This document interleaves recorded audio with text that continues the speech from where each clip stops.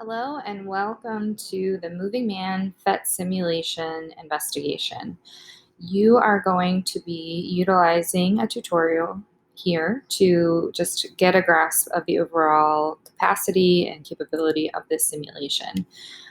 The first thing is accessing it. So you'll see that there's two links here.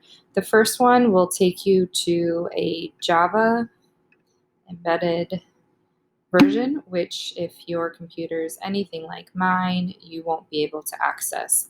So my recommendation is if that happens to you, then you can come on down to the second link, which is going to embed it right into your browser. It might take a little bit longer to load up and be a little less pretty, but overall the functionality of the simulation will be the same. So as we wait for it to start up here, I'm just going to go over some of the basic features of the simulation. As it starts, it begins in the introduction model of the simulation. You'll notice that you have a measuring tape here at the bottom that's measuring in meters. And the gentleman here is starting on the 0 meter mark. You'll also notice up here in the sky that we have 0.0 seconds. There is going to be two types of measurements that take place in this particular simulation. The distance in meters or position, and then time, which is going to be measured in seconds. In this particular introduction part, you can manipulate the man by either A, moving him around using the slide tool, or you can manipulate the speed or velocity at which he travels.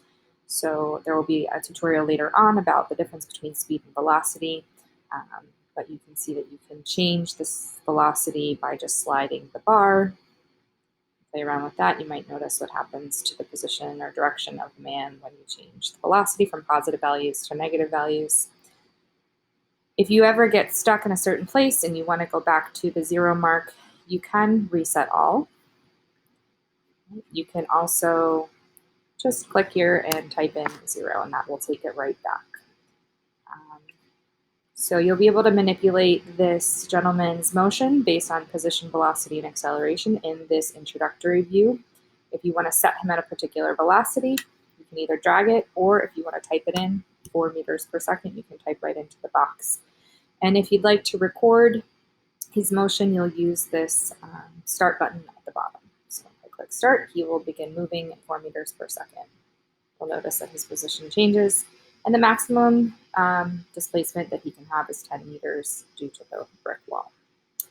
Now you're going to be asked in a lot of situations to look at some graphs representing the motion of the gentleman. So you access the graphs up here by toggling over to the charts.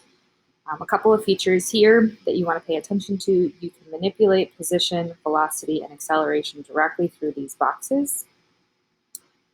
Right? And then you can also either expand or close any of these graphs by simply clicking on the plus and negative sign. So if it is expanded, you can close it by clicking on the red negative sign.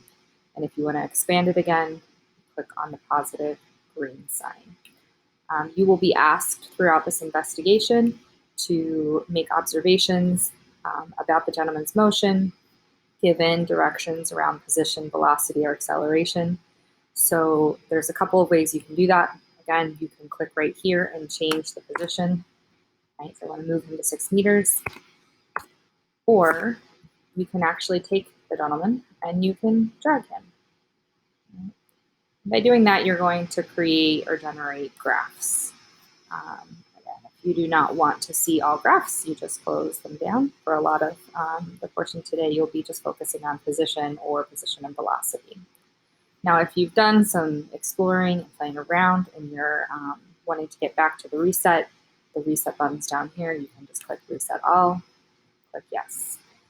You may also record some particular, say he's traveling at 5 meters per second. Right. You want to stop him and then make him go at a different speed. So now I want him to go at 1 meter per second. You can pause him and restart the simulation throughout the run by using the pause button below. Now, I'm also going to have a hard time here, but below this record, there is the option to run back. I can't click on it due to the Screencastify. Oh, wait, there we go. Mode, so we can play back, and that will take you back to where we started. So I'm going to play back the entire run or scenario that you create. Then you can clear everything using the clear button. You can reset him back to his original settings by clicking reset. I hope that will help you in engaging in this investigation. Feel free to reach out with any questions.